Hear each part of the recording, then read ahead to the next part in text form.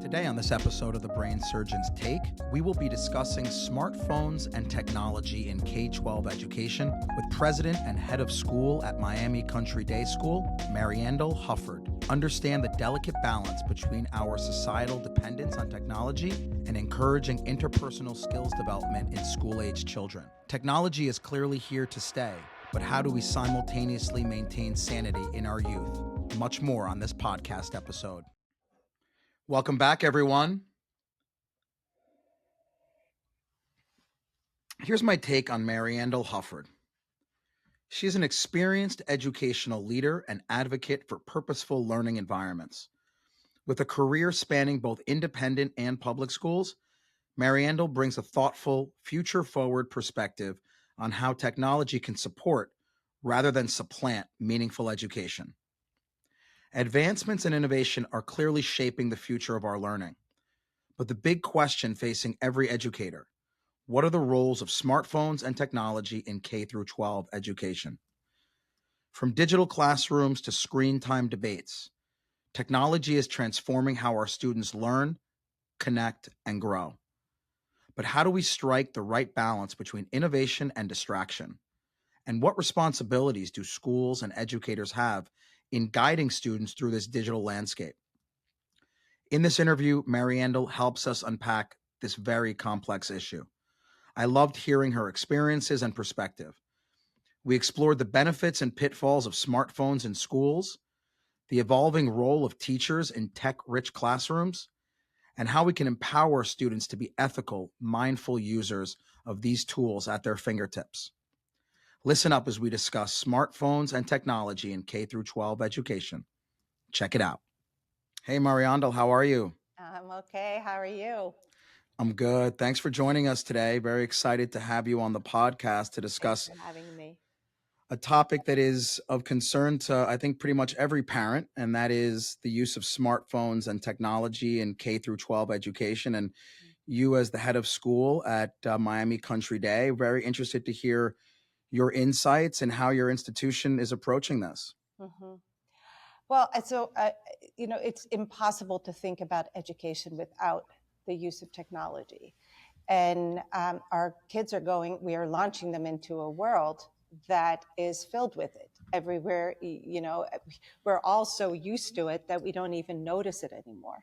So our job as educators is to make kids mindful about how technology is used, when they use it, not just what they use, but when they make a decision to use it and how they use it. And so our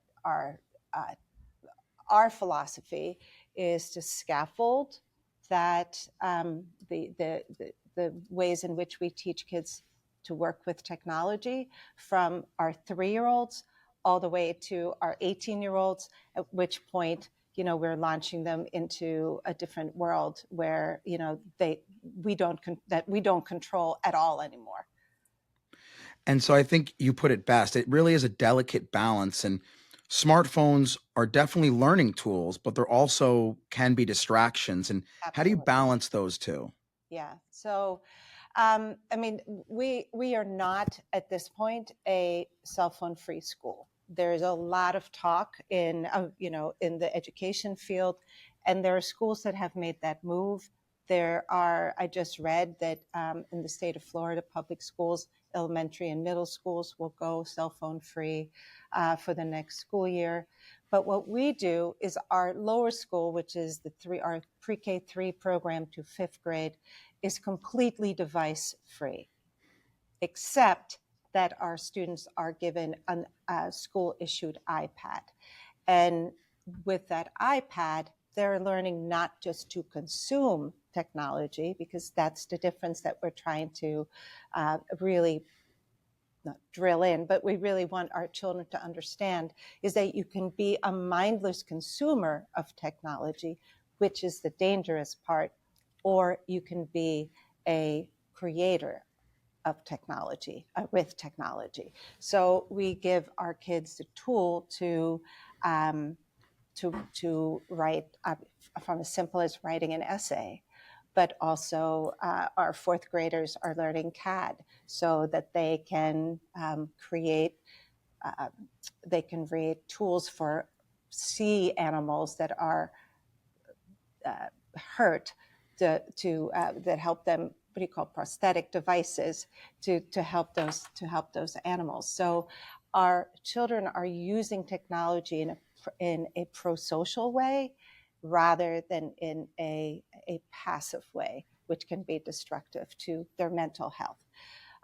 In middle school, our students are not allowed to have cell phones on them, but they are, during the school day, they are allowed to have it in their locker, and they can access it after school. And we do that because at that point they're on teams and they're traveling with their team.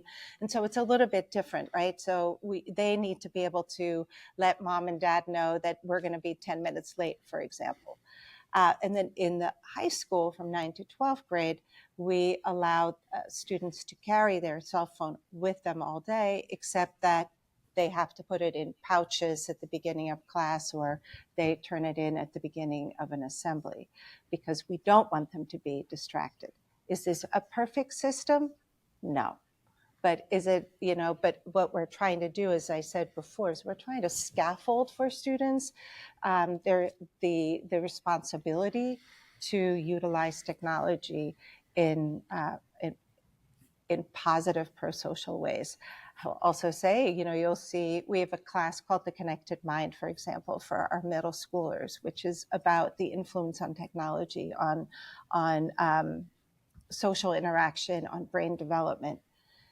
Sometimes you'll see those kids, which is essentially a class about being very mindful about technology. Those kids will be going around campus using they have permission to use their cell phone, even though it is a middle school class. And so while some might find there's an irony there, well, it's actually to say, okay, so they're going to use it now to create a video of whatever instruction the teacher has given them. So again, it's all about ensuring that our kids are doing it not in mindless ways, but in careful and productive ways. Now, I mean, obviously, it's towing a fine line combining those traditional educational methods with the new digital world. Who guides your school's policies? Obviously, you guys are on the forefront. Everyone looks to schools of your caliber to guide them to kind of set guidelines. Who puts together your policies, and what input do you take? Um, I will say one of the things that I'm particularly proud about our school is that we are very driven by our mission and our values. Our mission and values guide every decision we make, whether it is a decision about where to, how to increase security on campus, or what technology tools to use. And so every decision we make is guided by those, and we continue to ensure that we live into our mission every day. So that's number one. We also have people on campus, such as our chief information officer and our chief academic design officer. These are people who are very much on the forefront of ensuring that we keep up to date with the sort of the explosion of technology that we are in right now, that we're finding ourselves in.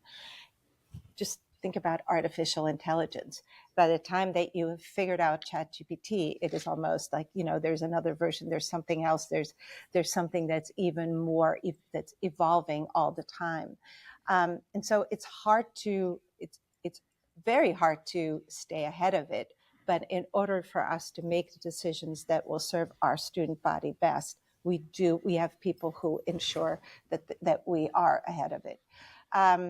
We have teachers who are working, we have teachers actually that worked in a cohort with some administrators just this past year to go through a very intensive course on really not on how to utilize AI, but how to make sure that when we make choices around AI, because the choices we make today, again, in a year, who knows what will be out there, right? So it should not be limited to that, but to sort of take it up to the next level and make like a kind of pull back the lens and say, when these things are going to come our way, how will we know what to guide, what we will use to guide our behavior? What will we know? What will we stay true to in terms of our decision making? I also think that it's always evolving. As I said, we're not a cell phone free school. And I know this might strike fear into every upper schooler's heart. We may become a cell phone free school at some point. But again, we're not going to make those decisions because we also have to launch our kids into a school, into a world where they have to use cell phones, right? And they will use it. I mean, who are we kidding? They use them all the time. So it is, like you said it really well, it is a matter of finding balance. What is the perfect point of balance? Which is, like, as my people will know, that is my metaphor for leadership. I'm always trying to find the perfect point of balance.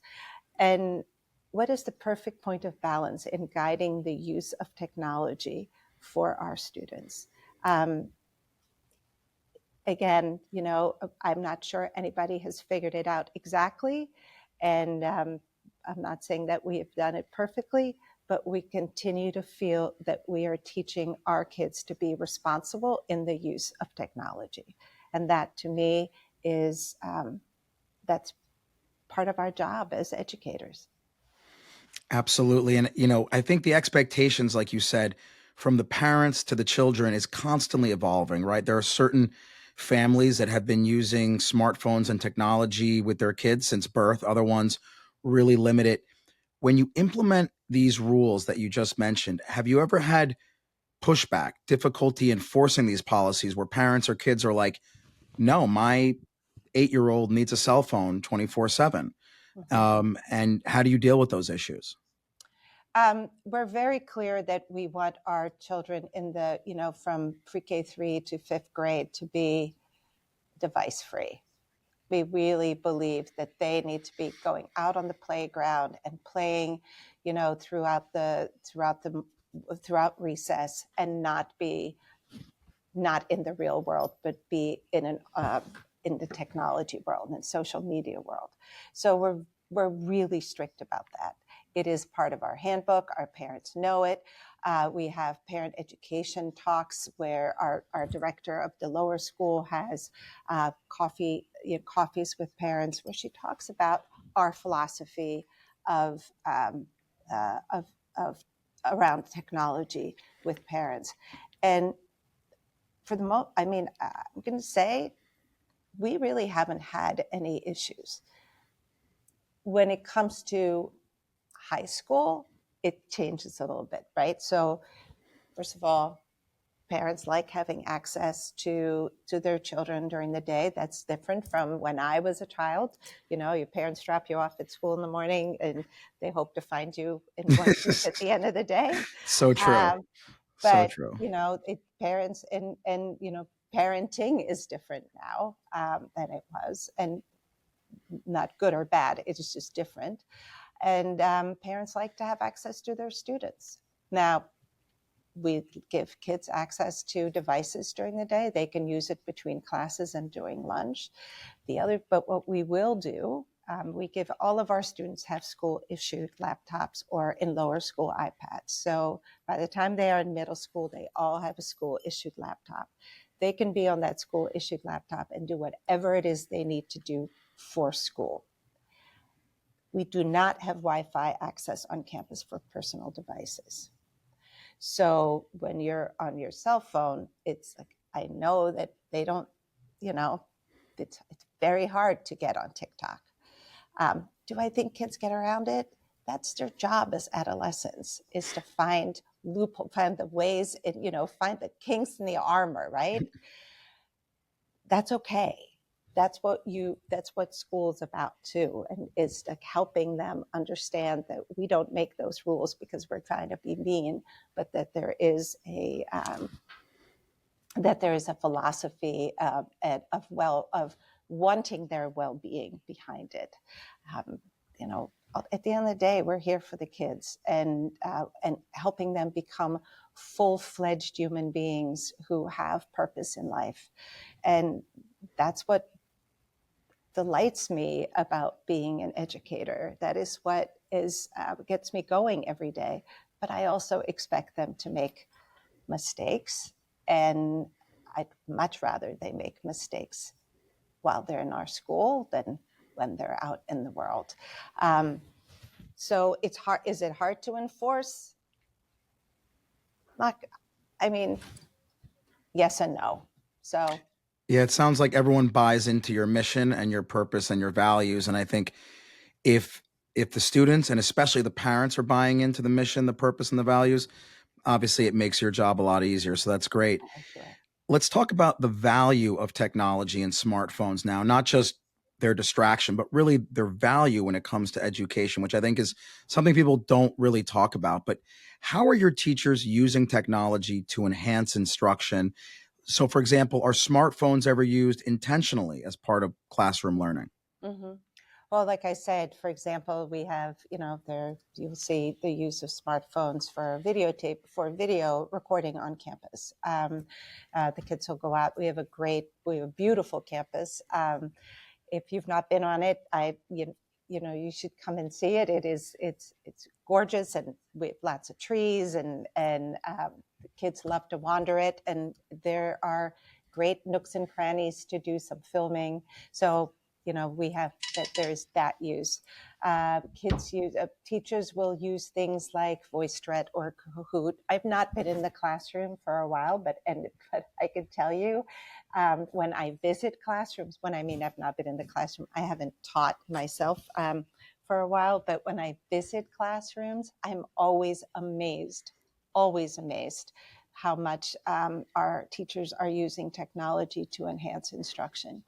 A lot of our classrooms, actually all of our classrooms have smart boards. So, teachers use that. Obviously, from the get-go, when the kids get into class, they sit down and they're looking at a smart board, which is obviously a piece of technology. And there are lots and lots of apps. And we have an AI tool called Magic School that we use because it is safer than using ChatGPT. Teachers use AI to create lesson plans. It is really extraordinary what we can do with technology as a tool for enhancing what happens in the classroom.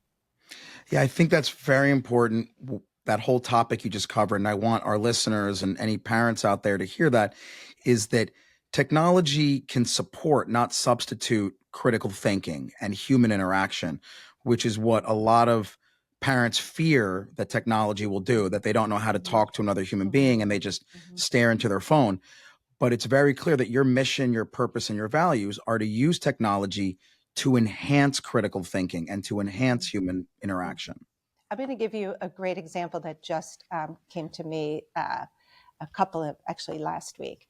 So a teacher came to see me, and he is part of a class where he essentially allows students to be mentored.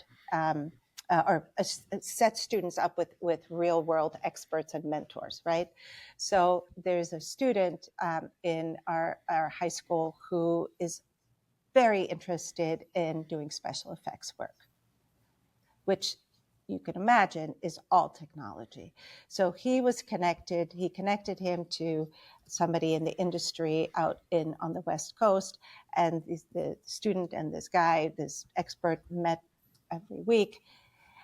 And so he showed me the student's end product, which was a 1-minute reel that took hours and hours and hours and hours. That 1 minute of special effects was which utilized a number of tools that tapped into our students' creativity, because he had to know what he wanted to create.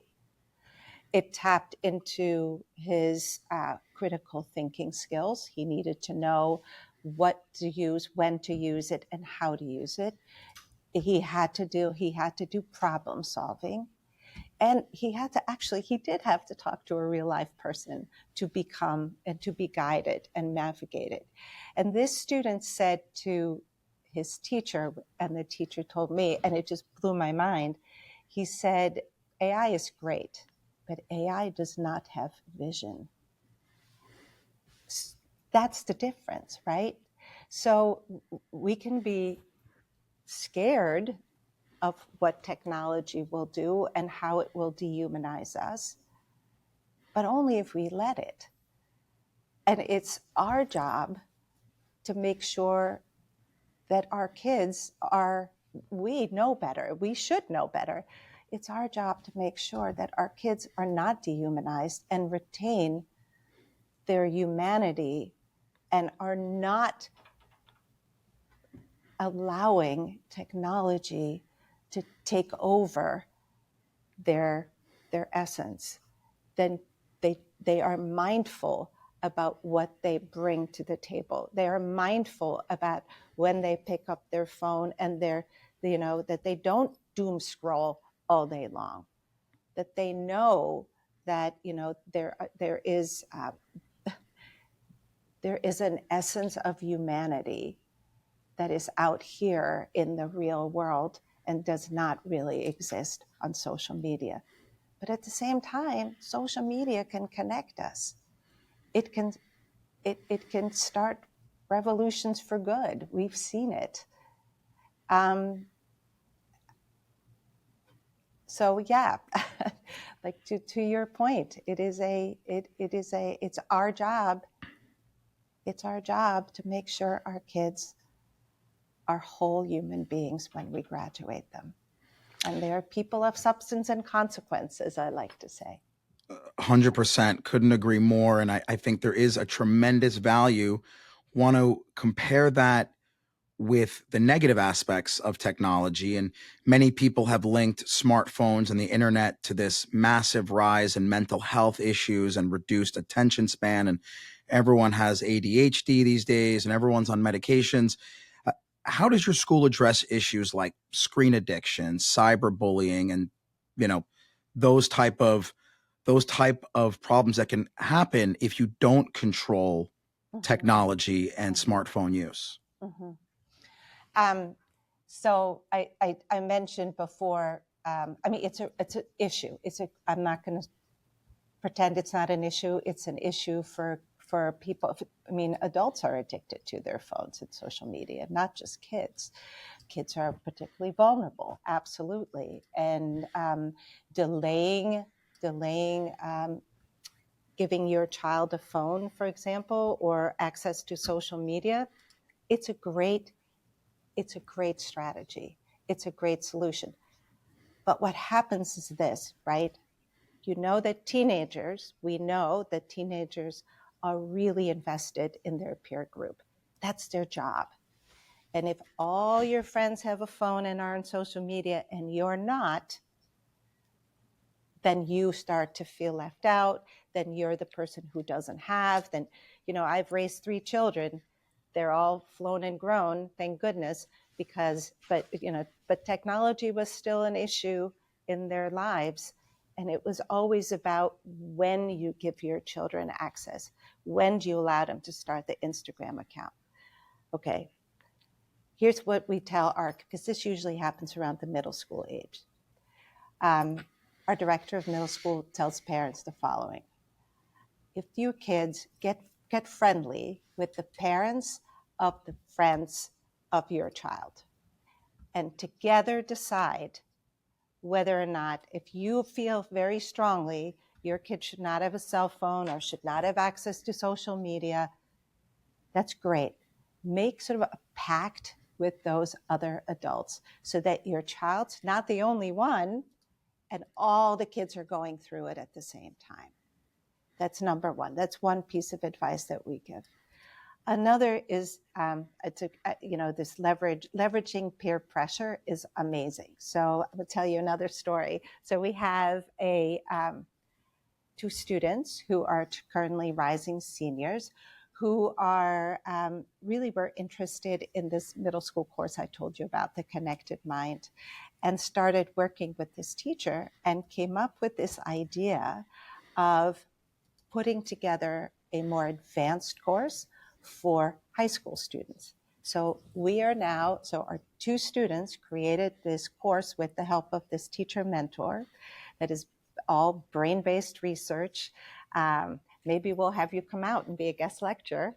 And it's all about how the adolescent brain, as it develops, is influenced by access to social media and technology in general.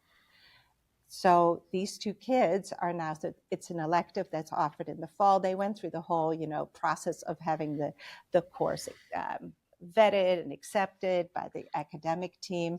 And so it's now launched in the fall, and the two kids are going to be assistant teaching in it, which is so cool. So why do I tell you this story?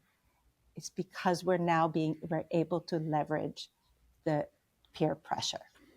So these kids are starting, because that kids listen to their peers more than they listen to adults. I mean, secretly they listen to us. I know they do, but it's so powerful when it comes from their friends. So they started a campaign called Get Screen Clean. There are stickers everywhere. It's like they have special events, so that, cell phone free events that they go scuba diving or whatever. They do all kinds of fun things that are where they are not connected to technology. And they want to start a movement. And I love that. And when it comes from kids, it's so much more powerful than when it comes from when we're just just lecturing them and telling them what they can and cannot do.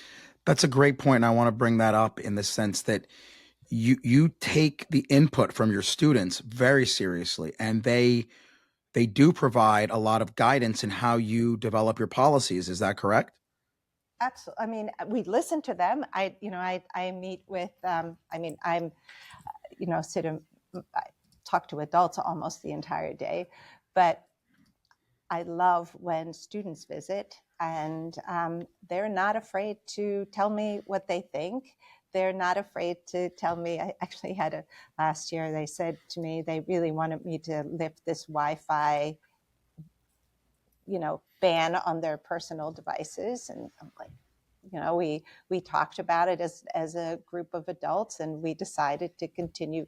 Just because they asked doesn't mean that we do it, but we do take it seriously. Our kids drive a lot of our programming, especially our assembly programming. Has nothing to do with it doesn't have anything to do with technology now, but it's kids who drive the programming that they believe is. We work with them and we guide them, but it's they tell us what matters to them. Let me ask you a very difficult, controversial question, and everyone's got a different opinion on this. But, we've discussed the use of smartphones and technology at school. What do you advise parents at home? And there is no right answer, right? Some parents, zero technology, zero smartphones. Other ones introduce it at a super young age. In your opinion, obviously it's just one person, but what is the best advice for parents when incorporating technology and smartphones with their children at home? That is a hard question, because it's different for every family. I think what I would tell families, what I would tell parents is, what do you value as a family? What's important to you?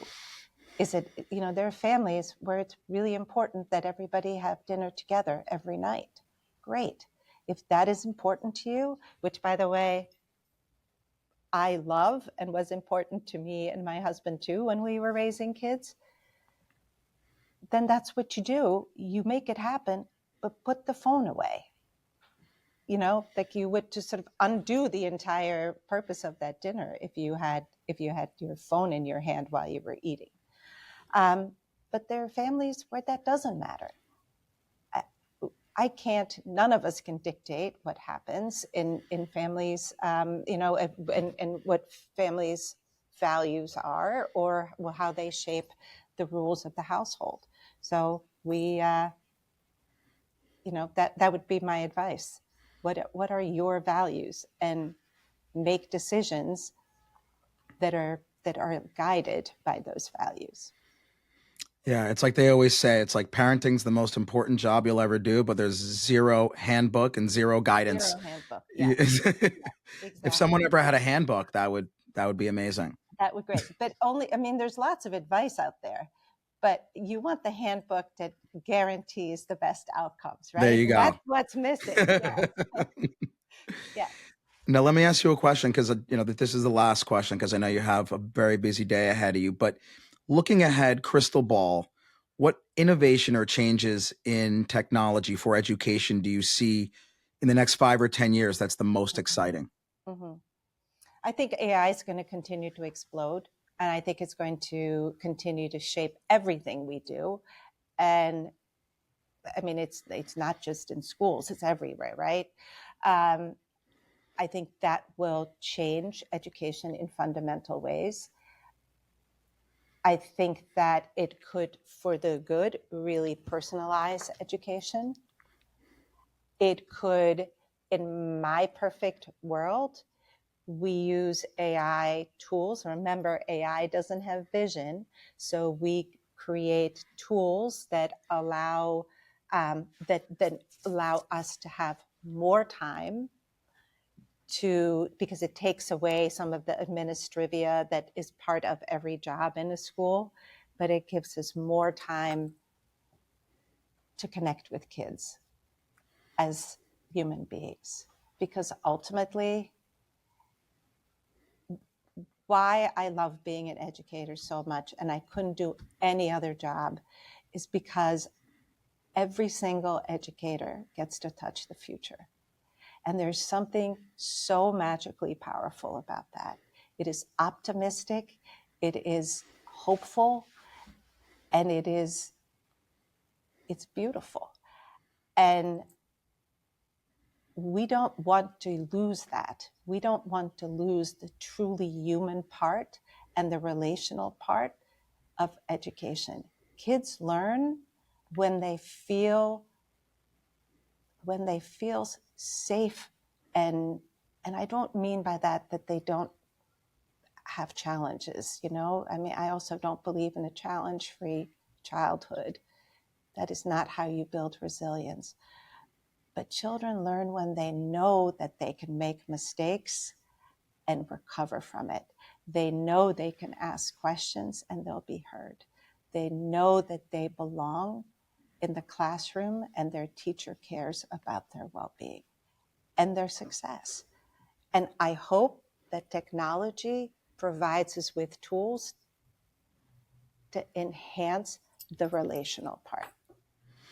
Wonderful interview. I was just going to say, I think the take-home message for me, and I think for most parents listening, is that it's not an all or none. I think people approach this technology and it's like, technology is bad, you can't have any technology and you have to revert to 1980, or it's all in, only technology, no human interaction. And I think you said it best. It's a delicate balance. It's finding the right balance and the right use of technology, especially for these minds that are so vulnerable, and they're developing, and they need to figure out the tools that they're going to need to succeed in the world. Like you said it best, you can shelter them all you want, but at 18, they're going out to the real world and they're going to be faced with people who know how to use technology. And if they don't know how to use technology, they're facing a very uphill battle in any profession. Yeah. And so I think you guys are doing it right. I love your values, your mission, how you guys are approaching it, how it's a very flexible system. It's dynamic. It's changing year to year with the input of your students and your leadership. And so kudos to you, because I know that many schools look to institutions of your caliber for guidance, and you guys are really providing a wonderful role model. Thank you. Thank you so much. And thank you so much for inviting me and giving me an opportunity to chat with you. Well, I'm sure it'll be evolving over time. And I respect the work that you've put in, the team that you've formed around you, and the quality of your school. It's really wonderful to see. Thank you. Thank you so much. Have a great day. You too.